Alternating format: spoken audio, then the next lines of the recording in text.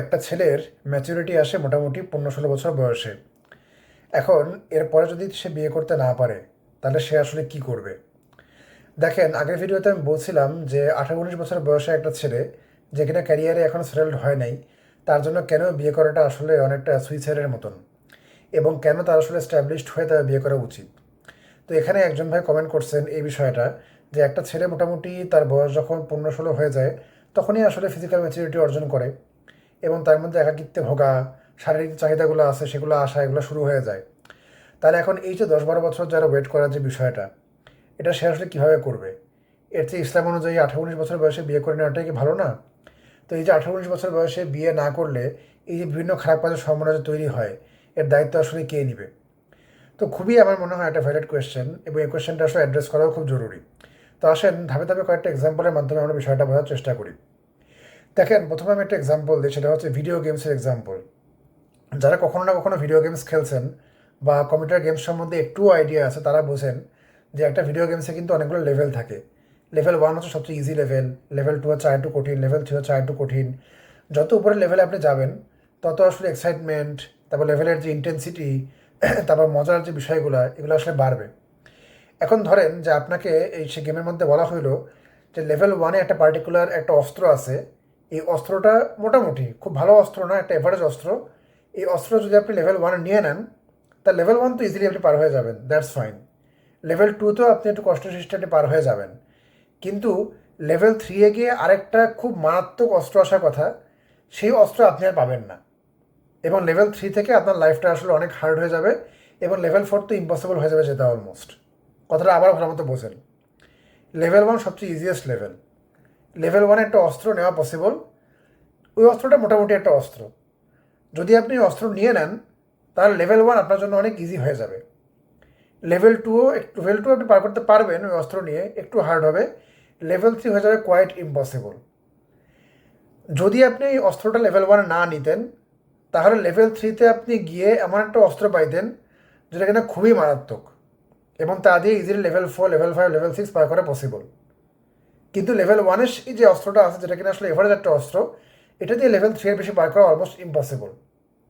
এখন আপনাকে যদি অ্যাজ এ গেমার আমি যদি কোয়েশ্চেন করি যে আপনি কি তার লেভেল 1 অস্ত্রটা আদৌ নেবেন, আমার মনে হয় না যে কোনো গেমার এটা আসলে নেবে। লেভেল 1 অস্ত্রটা তারা না নিয়ে, তারা দাঁতে দাঁত খিচায় রেখে লেভেল 1 লেভেল 2 কোনো রকমে পার করবে।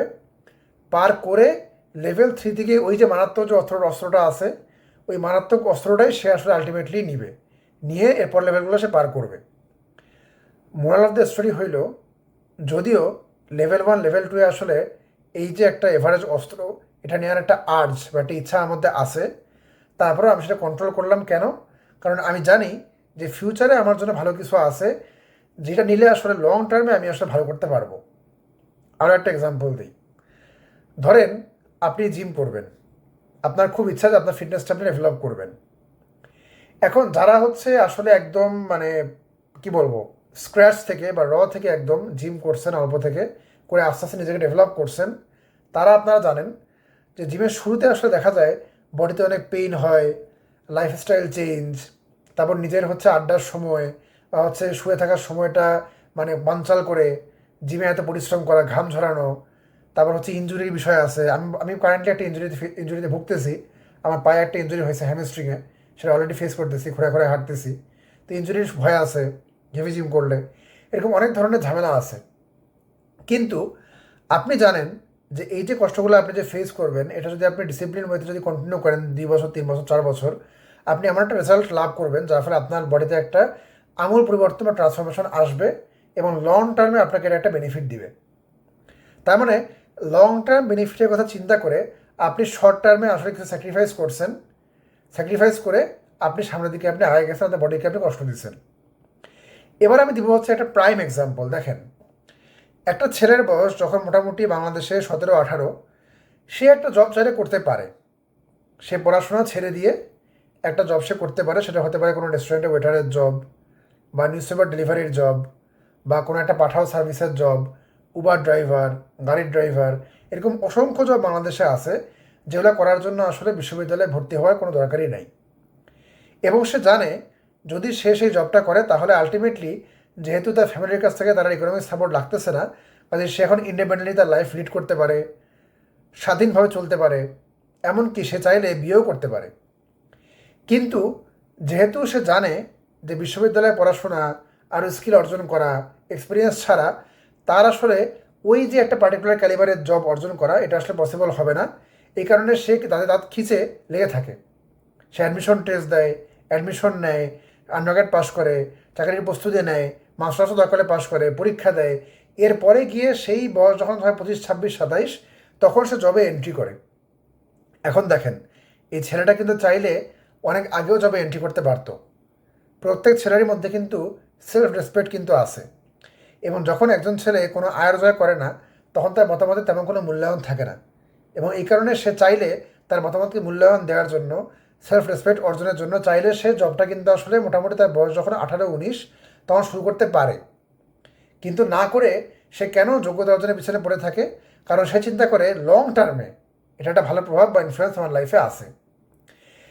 ঠিক সেরকম ঠিক সেরকম একটা ছেলের বয়স যখন 15-16 হয়, অবভিয়াসলি তার ফিজিক্যাল আর্জ আছে, অবভিয়াসলি সে লোনলি ফিল করবে, অবভিয়াসলি আদম যেমন হাকে পাওয়ার জন্য মোটামুটি অস্থির হয়ে গেছিল, সেও অস্থির হতে পারে। কিন্তু তার হাতে এখন চয়েস আছে দুইটা। একটা চয়েস হচ্ছে খুব এভারেজ, খুব লো কোয়ালিটির একটা মেয়েকে বিয়ে করা, আলটিমেটলি যার চেয়ে অনেক ভালো ভাগটা মেয়েকে সে বিয়ে করতে পারতো পরিশ্রম করে লাইফে সফল হলে। অথবা সে করতে পারে এমন যে এখন বিয়ে না করে নিজেকে নিয়ন্ত্রণ করে, কন্ট্রোল করে, ধৈর্য ধরে লাইফের সামনে আগায় গিয়ে একটা পার্টিকুলার পর্যায়ে এসে যে পোটেনশিয়াল ডেভেলপ করে সে তার মনের মতন স্ট্যান্ডার্ড একটা মেয়েকে সে বিয়ে করে লাইফের সারা জীবন আরামসে সে কাটাইতে পারে। এখন তার কোনটা করা উচিত? এটাই হচ্ছে মেইন কোয়েশ্চেন। যদি আপনি মনে করেন যে ওই যে বললাম না, লেভেল 1-এ একটা এভারেজ সাইজের উইপন আছে বা অস্ত্র আছে, যেটা নিলে আসলে লেভেল 1, লেভেল 2 তো সহজ হবে, কিন্তু লেভেল 3 থেকে লাইফ কঠিন হয়ে পড়বে। আপনি এইভাবে চয়েস করতে পারেন। আপনি হচ্ছে এমন একটা মেয়েকে আপনি চয়েস করলেন যে কিনা আসলে আপনার যে ক্যালিবার ফিউচারে এর চেয়ে অনেক নিচে, তার সাথে আপনার বিয়েও আরামসে হয়ে যাবে। আপনার বয়স মনে করেন 17-18, বিয়ে করার পর আপনি সংসার শুরু করলেন, কিন্তু যখন আপনার বয়স মোটামুটি 25-26 হলো, আপনি লাইফের রিয়েলিটি বুঝতে শিখছেন, আপনি আশেপাশে লোকজনের ওয়াইফকে দেখতেছেন মোটামুটি যে কেমন তারা আসলে তাদের হাজব্যান্ডের সাথে বিহেভ করতেছে বা তারা কেমন কোয়ালিফাইড, তখন আপনার মাথায় ঠেকছে যে আচ্ছা আমি তো এখন লেভেল 3-এ আসছি, যেই ওয়াইফকে নিয়ে আমি লেভেল 1, লেভেল 2 পার করছি, এ তো আসলে লেভেল 3 ক্যালিবারের না। তাহলে আমি এখন কীভাবে একে নিয়ে লেভেল 3, লেভেল 4, লেভেল 5, লেভেল 6 পার করবো? I don't know. ঠিক আছে, এই জন্যই বাবা বলি আমি যে এই যে আবেগের কথা যে তোমরা বলো যে ভাই আমার বয়স তো 17-18, আমার খুব লোনলি ফিল হয়, আমার ইসলাম অনুযায়ী আমি কীভাবে চলবো, আমার তো ওয়াইফ দরকার। তাদেরকে আমি বলি, ওয়াইফ তোমার যেমন দরকার, তোমার তেমন ক্যারিয়ার দরকার। তুমি ক্যারিয়ারে করতেছো না কেন তাহলে? এই বয়সে ক্যারিয়ার না করে কেন তুমি আব্বা আম্মার খরচ চলতেছো এই কারণে, কারণ তুমি জানো যে লং রানে তোমার ক্যারিয়ারে ভালো কিছু করতে হলে তোমার আসলে আরও ক্রেডেনশিয়াল অর্জন করা দরকার, আরও কোয়ালিফিকেশন অর্জন করা দরকার। এই জন্য তুমি খিস হয়ে বসে আছো। আবার চিন্তা করো, যারা বডি বিল্ডিং করতেছো তোমরা, তারা খিস মেরে বডি বিল্ডিং করতেছো এই কারণে যে তোমরা 3-4 বছর পরে একটা ভালো রেজাল্ট তোমার দেখবা, ফিজিক্যাল চেঞ্জ দেখবা। প্রত্যেকটা জিনিস, প্রত্যেকটা বিষয় যেখানে আসলে একটা ভালো কিছু অর্জনের বিষয় থাকে, ওইটা ছেলেদের জন্য সময় সাপেক্ষ। ছেলেদের জন্য যে কোনো ভালো বিষয় অর্জন করা সময় সাপেক্ষ। আমি আবারও বলতেছি, একটা মেয়ের বয়স যখন 17-18 সে বিয়ে করতে পারে, কোনো সমস্যা নেই। তার যে জিনিসগুলো আকর্ষণীয়, যেমন শারীরিক সৌন্দর্য, ধার্মিকতা, তারপর হচ্ছে ধরা যাক ফ্যামিলি ওরিয়েন্টেডনেস, তার কম বয়স, ফার্টিলিটি, এই বিষয়গুলো অর্জনের জন্য তার সময় ব্যয় করার কোনো দরকার নাই। কিন্তু তোমার যে বিষয়গুলো আকর্ষণীয়, এইগুলো অর্জনের জন্য সময় দরকার, পরিশ্রম দরকার, কোয়ালিফিকেশন অর্জন করা দরকার। এবং ঠিক এই কারণেই আমি বলি যে বাবারা, তোমাদের তো 15-16 বছর বয়সে শারীরিক চাহিদা আসছে, এটা আমি বুঝছি, আমারও আসছে, কারণ আমি বাদ নাই এমন আসে নাই। কিন্তু তোমাদের হাতে চয়েস দুইটা, ইদার খুব সাবস্ট্যান্ডার্ড লাইফ পার্টনার বেছে নিয়ে সারা জীবন তার সাথে কাটায় দাও এবং ভবিষ্যতে ভোগাও, অথবা ওয়েট করে নিজে একটা ভালো পজিশনে গিয়ে একটা উপযুক্ত life partner, standard life partner choice করে নাও, যাকে নিয়ে সারা জীবন তুমি আনন্দে কাটাতে পারবা। এখন তুমি কোনটা করবা এটা সম্পূর্ণই তোমার বিষয়, তোমার উপর ছেড়ে দিলাম। এখানে কোনো জোর জবরদস্তি কোনো বিষয়ই নাই। Your life, your choice. Pre marriage counselling, post marriage counselling, manage biodata তৈরি করে দেওয়া, রিকোয়ারমেন্ট লিস্টিং, ম্যাচ মেকিং, সব ধরনের বিএ রিলেটেড সার্ভিস আমরা দিয়ে থাকি। যদি আগ্রহী হন আমাদের সরাসরি মেসেজ করবেন। ধন্যবাদ সবাইকে। আসসালামু আলাইকুম।